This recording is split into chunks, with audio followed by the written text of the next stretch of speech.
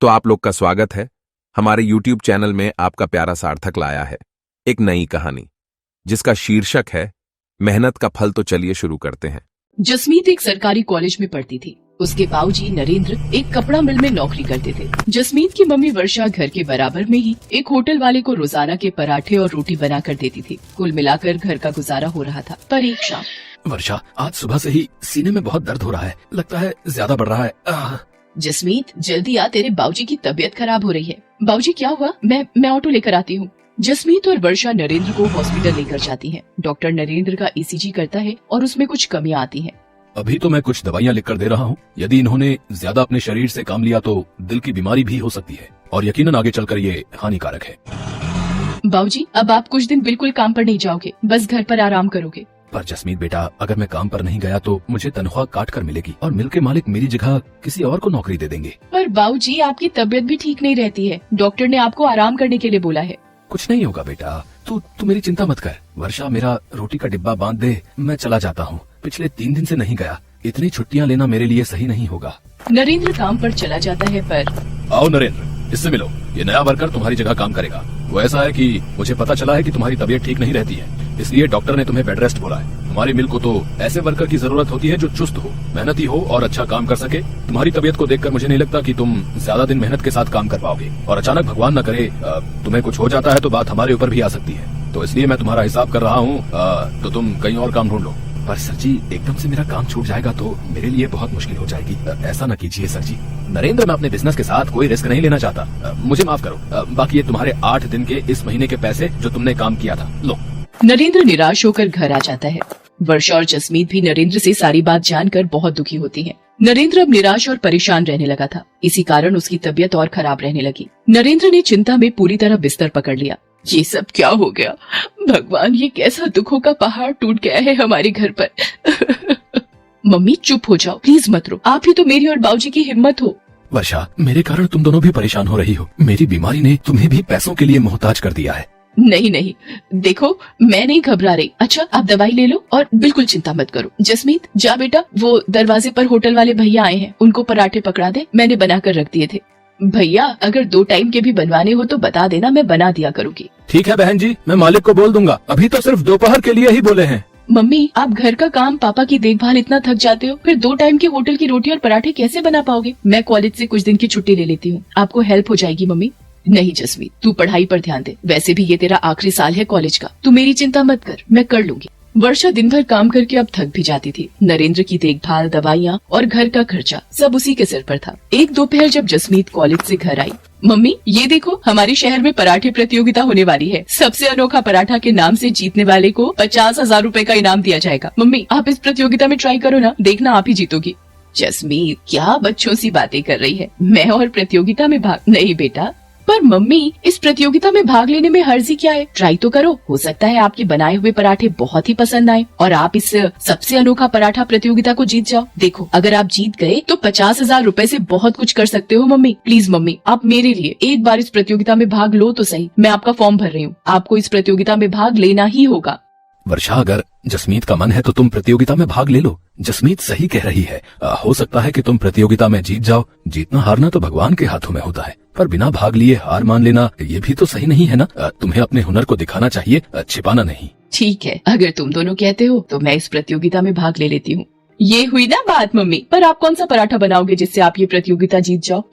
ये सोचना पड़ेगा। एक्सक्यूज मी मैम, आपका पिज्जा ऑर्डर था इस पते पर? भैया, वो सेम एड्रेस हमारी पीछे वाली गली में है, वहाँ का ऑर्डर होगा। हमारी बैक साइड के घर का भी यही पता है।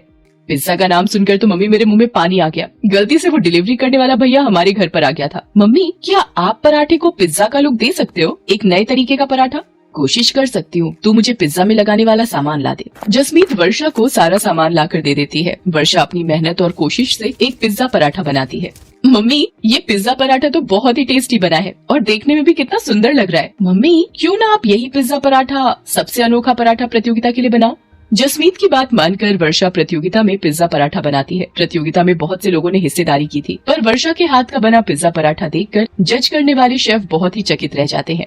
दोस्तों, बहुत से पराठे देखे, पर ये पिज्जा पराठा पहली बार देखा। वर्षा जी ने इस पिज्जा पराठे पर लेयर बनाकर इसे बहुत ही खूबसूरत ढंग से प्रेजेंट किया है और खाने में भी ये बहुत ही स्वादिष्ट पराठा है। इसके लिए हम सभी जजेस की सहमति से वर्षा जी को सबसे अनोखा पराठा प्रतियोगिता की विजेता घोषित किया जाता है और ये 50,000 का नकद इनाम भी इन्हें दिया जाता है। रोहित, एक अनाउंसमेंट मुझे भी करनी है। वर्षा जी ने जिस तरह आज पिज्जा पराठा एक नए तरीके से यहाँ पर प्रस्तुत किया, ये देखकर मुझे काफी प्रसन्नता हुई है। मैं चाहता हूँ वर्षा जी मेरे साथ मेरे अपने कुकिंग टीवी शो में हिस्सा लें और मेरे शो का हिस्सा बने। इसी के साथ तालियों की गड़गड़ाहट के बीच वर्षा की आंखों में खुशी के आंसू आ जाते हैं। वो अपनी बेटी जसमीत को गले से लगा लेती है। थैंक यू सर, आपने मुझे इस काबिल समझा। आप लोगों का बहुत बहुत शुक्रिया। ये सब मेरी बेटी जसमीत और मेरे पति नरेंद्र की वजह से ही संभव हुआ है। इन दोनों ने ही मुझे प्रोत्साहित किया और मैंने प्रतियोगिता में हिस्सा लिया। आपका लाख लाख शुक्रिया प्रभु, आपने मेरी जिंदगी को एक नया मोड़ दिया है। Love you mummy. मेहनत और लगन से व्यक्ति अपने जीवन में बहुत कुछ हासिल कर सकता है और यही वर्षा ने कर दिखाया। धीरे धीरे वर्षा के पिज्जा पराठे की प्रसिद्धि दूर दूर तक फैलने लगी। पिज्जा पराठा के नाम से वर्षा ने एक नया होटल खोल लिया। साथ ही साथ टीवी शो के द्वारा वर्षा के चेहरे को नई पहचान मिली। नरेंद्र भी ये सब देखकर बहुत खुश था। धीरे धीरे उसकी तबीयत में भी सुधार आने लगा था और अब वो और जसमीत दोनों वर्षा के होटल के काम में उसका साथ देते थे। मेहनत और लगन से एक पिज्जा पराठा वाली को सफलता की ऊंचाई पर चढ़ने की नई सीढ़ी मिल गई थी।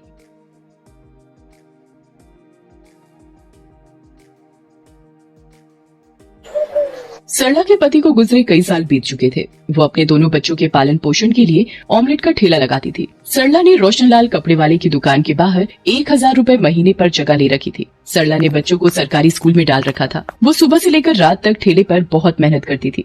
सरला ताई, एक आमलेट बनाना, थोड़ी हरी मिर्च ज्यादा कर देना है। मुझे पता है मुकेश जी, आप ऑमलेट में हरी मिर्च ज्यादा ही लेते हो। हाँ जी, आपको भैया बिना मक्खन वाला 20 रुपए और मक्खन वाला ऑमलेट 30 रुपए का है। सरला ताई, 2 प्लेट आमलेट ब्रेड बना देना। मैं आपको अभी थोड़ी देर में पैसे देता हूँ, ठीक है ना? चंदन भैया, आपके पिछले पैसे भी अभी देने बाकी हैं। 10 प्लेट ऑमलेट के पैसे हो गए हैं। अरे तो दे दूंगा सरला ताई, न तुम कहीं जा रही हो न मैं यहाँ से भागा जा रहा हूँ। चंदन भैया, कोशिश करना ये पैसे आप मुझे जल्दी दे देना। मेरी भी रोजाना की लागत लगती है ये सब सामान लाने में। उधार देती रही तो कमाऊंगी क्या और खाऊंगी क्या? क्या हो रहा है चंदन? उधार के पैसे दे दिया करो। गरीब आमलेट वाली से उधार में खाने की जगह पैसे देकर खाया करो। सेठ जी, दे तो देता हूँ, वो तो मेरे पास छुट्टे नहीं थे इसलिए बाद में दे देता। सरला ताई, महीने के 1,000 रुपए कब दे रही हो? भाई जी, आपको मैं कल पकड़ा दूंगी। चंदन, कल साड़ियों का नया माल आना है, मुझे डॉक्टर के पास जाना है, तो मैं थोड़ी देर से आऊंगा। तुम सारा माल उतरवा लेना। ठीक है सेठ जी, मैं रखवा लूंगा। अगले दिन रोशनलाल डॉक्टर के पास चला जाता है। चंदन दुकान पर साड़ियों का माल उतरवा रहा था, तभी उसका दोस्त मदन आ जाता है। और चंदन, कैसे है मेरे दोस्त? हैं? ये ले, अगले महीने मेरी शादी है, ये मेरी शादी का कार्ड पकड़ है। बैठ थोड़ी देर यहाँ, मैं जरा ये माल गिनकर रख लूँ। और बता, क्या खाएगा? रुक, मैं आमलेट ब्रेड मंगवाता हूँ। तुझे तो आमलेट ब्रेड पसंद है ना? अब तो इतना कह रहा है तो मंगवा ले। सरला ताई, 2 ब्रेड आमलेट देना, मक्खन मार के, एकदम बढ़िया है। पैसे तो इसकी जेब से निकलते नहीं है। रोजाना उधार ले लेकर मेरे ब्रेड ऑमलेट खाता है। बस 1-2 दिन और देखूंगी, नहीं तो इससे अपना हिसाब करती हूँ। ये तुम्हारा ऑमलेट ब्रेड। सरला ताई, करता हूँ मैं हिसाब 1-2 दिन में। चंदन और मदन ब्रेड ऑमलेट खाने लगते हैं। कुछ देर बाद मदन वहाँ से चला जाता है, तभी रोशनलाल आ जाता है। चंदन, साड़ियों का माल गिन लिया? 250 पीस आए होंगे। मैं एक बार दोबारा गिनकर ही लगा रहा था सेठ जी। अरे इसमें तो 5 पीस कम है सेठ जी। अभी कुछ देर पहले मैंने 250 पीस गिनकर उतारे थे। तो जमीन निकल गई या आसमान खा गया है? 5 साड़ी कम है चंदन। माल किसने चुराया? आसानी से बता दो। सेठ जी, मैं तो कितना पुराना नौकर हूँ, आज तक आपकी दुकान से कभी भी मेरे रहते चोरी नहीं हुई। 1 सेकंड सेठ जी, मैं समझ गया चोरी किसने की है। जब मैं अपने दोस्त मदन को उसकी शादी के लिए कुछ साड़ियाँ दिखा रहा था, सरला ताई आमलेट ब्रेड देने आई थी। मुझे लगता है नजरें बचाकर सरला ताई ने ही साड़ियाँ चुरा ली। सरला ताई, जरा ठेला छोड़कर इधर आना। क्या हुआ भैया जी, आपने बुलाया? ठेले पर ग्राहक खड़े हैं।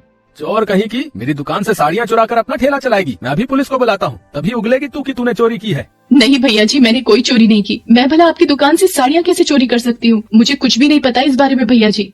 सरला ताई, दुकान पर तू ही तो आमलेट और ब्रेड लेकर आई थी ना उसी वक्त। मैं माल को गिनकर रख रहा था, 5 साड़ियाँ कम हुई हैं और यकीनन वो साड़ियाँ तुमने चुराई हैं और कोई तो दुकान पर आया ही नहीं।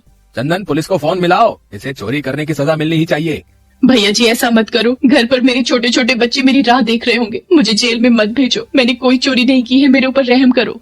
ठीक है, मैं तुझे पुलिस के हवाले नहीं करूंगा, पर मुझे आज के बाद तेरा ठेला अपनी दुकान के बाहर नजर ना आए, नहीं तो पुलिस को बुलाने में मुझे देर नहीं लगेगी। चाप 2,000 रुपए मुझे पकड़ा और निकल यहाँ से, और बाकी की साड़ियों के 8,000 रुपए मुझे तू लौटा देगी अगले हफ्ते ही। सरला फूट फूट कर रोती हुई 2000 रुपए रोशनलाल को देकर अपना ठेला उसकी दुकान के आगे से हटा लेती है, पर एकदम से ग्राहकों से बंधी हुई जगह छूट जाने से सरला के काम का बहुत नुकसान होता है। सड़क पर बने एक खंबे के सहारे वो अपना ठेला लगा तो लेती है, पर पहले उसका ठेला बाजार के बीच में था, इसलिए ग्राहक बहुत आ जाते थे। अब कॉलोनी की जगह होने की वजह से ग्राहक भी नहीं आते थे और ऊपर से जगह के भी 2000 रुपए और देने पड़ते थे। सरला बहुत परेशान रहने लगी थी, उसकी कमाई बिल्कुल ना के बराबर हो गई थी। ऊपर से उसका मन खराब था कि उस पर चोरी का झूठा इल्जाम लगा हुआ था। वो ज्यादा कुछ बोल भी नहीं सकती थी, उसे बच्चों की चिंता थी। एक दिन, माँ मेरा स्कूल का स्वेटर छोटा हो गया है, मेरे लिए नया स्वेटर ला दो माँ। माँ मेरे भी जूते फट गए हैं, मेरे पैरों में देखो कट पड़ गया है। क्या करूं, कहाँ से इंतजाम करूं, कुछ समझ नहीं आ रहा। रोशनलाल जी को भी 8000 रुपए देने पड़ेंगे, नई जगह पर ग्राहक भी नहीं आ रहे हैं। सरला बहुत परेशान थी। अगले दिन उसे वापसी के लिए थोड़ी देर हो गई, पता ही नहीं चला रात बहुत हो गई है। जल्दी से ठेले का सामान बांध लेती हूँ, बच्चे भी राह देख रहे होंगे। बहुत अंधेरा है यहाँ पर तो, लगता है खंबे की लाइट गई हुई है। ये रोशनलाल जी की दुकान अभी तक खुली हुई है, पर दुकान में अंधेरा क्यों है? अरे ये तो चंदन और उसका दोस्त मदन है। रोशनलाल जी कहीं दिखाई नहीं दे रहे, कुछ तो गड़बड़ है। ये दुकान की साड़ियाँ गाड़ी में क्यों रख रहा है और वो भी इतनी रात में? रोशनलाल जी को फोन करके पता करती हूँ। सरला रोशनलाल को अपने मोबाइल से फोन मिलाती है और सारी बात बताती है, जिसे सुनकर रोशनलाल हैरान हो जाता है और वो सरला के कहने पर दुकान पहुंचता है। अरे सेठ जी, आप इस वक्त वो मैं दुकान में माल को चेक करने। इस वक्त तुम कौन सा माल चेक करने आए हो? और ये मदन क्या कर रहा है तुम्हारे साथ? मैंने तुम्हें चाबी इसलिए पकड़ाई थी कि मुझे सुबह किसी जरूरी काम से बैंक जाना था, ताकि तुम दुकान जल्दी खोल सको। विश्वासघाती, तुम चोरी कर रहे थे मेरी दुकान से, हैं? वो तो अच्छा है सरला ताई ने यहाँ से गुजरते हुए तुम्हें देख लिया और मुझे फोन पर सारी बात बताई। आज सरला ताई ना होती तो न जाने तुम तो रोजाना मुझसे आंखें चुराकर सारा माल ही गायब कर देते। रोशनलाल पुलिस को फोन कर देता है। वो चंदन और मदन को चोरी करने के इल्जाम में गिरफ्तार कर लेती है। चंदन पुलिस के सामने उगल देता है कि वो पिछले कई दिनों से दुकान से साड़ियाँ चोरी करके मदन के साथ मिलकर बेच रहा था और उसी ने खुद को बचाने के लिए सरला पर भी झूठा इल्जाम लगाया था। सरला ताई मुझे माफ कर दो, आज तुम ना होती तो पता नहीं ये दोनों तो मेरी पूरी दुकान को लूट चुके होते। तुम्हारा बहुत बहुत शुक्रिया। और मैंने तुम्हारे साथ इतना गलत व्यवहार किया, फिर भी तुमने आज मेरी सहायता की। तुम्हें कहीं और जाने की जरूरत नहीं है, तुम मेरी दुकान के बाहर ही अपना आमलेट का ठेला लगाओगी और मैं उसके कोई पैसे तुमसे नहीं लूंगा, बल्कि मुझे तो तुम्हारे जैसे विश्वासी लोगों की ही जरूरत है जो मेरी दुकान का ऐसे चोरों से ख्याल भी रखेंगे।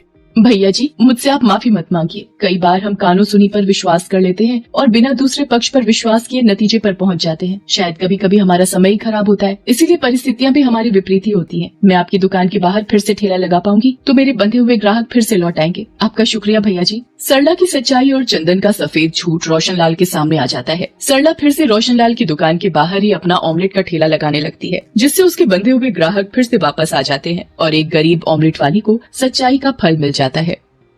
सो दोस्तों, आज की कहानी हुई समाप्त। लाइक एंड सब्सक्राइब करना ना भूले। फिर आता हूं एक नई कहानी के साथ। तब तक के लिए अलविदा।